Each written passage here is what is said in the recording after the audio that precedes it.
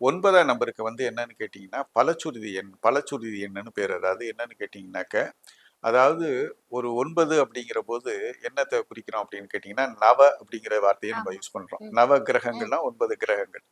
நவ எண்கள் அப்படின்னு சொல்லும்போது 9 எண்கள் வருது. நவ ரத்தினங்கள் அப்படின்னு சொல்லும்போது 9 ரத்தினங்களை நம்ம குறிக்கிறோம். ம். இந்த நவங்கிற வார்த்தைக்கு 9ன்னு ஒரு அர்த்தம் இருக்க மாதிரி, நவங்கிறது இன்னொரு அர்த்தமும் இருக்கு. அது ம். என்னன்னு கேட்டீங்கன்னா, புது அப்படின்னு அர்த்தம். புதுனா நவநாகரிகம், புது நாகரிகம்னு சொல்றோம், நவயுகம்னு சொல்றோம். ஸோ இந்த எழுத்துக்கு இந்த நவங்கிற எழுத்துக்கு புது அப்படிங்கிற அர்த்தமும் இருக்கு.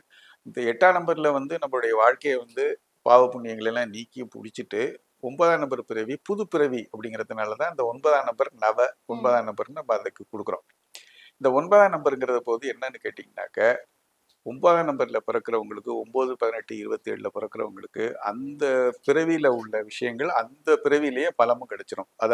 அதோடைய பலன்கள் கிடைச்சிரும். ம். உதாரணத்துக்கு அந்த பிறவியில ஒரு நல்லது செய்யறாங்களா, ம். அந்த பிறவியிலேயே அவங்களுக்கு அந்த பலம் வந்து கண்டிப்பா கிடைச்சிரும். கிடைச்சிரும்.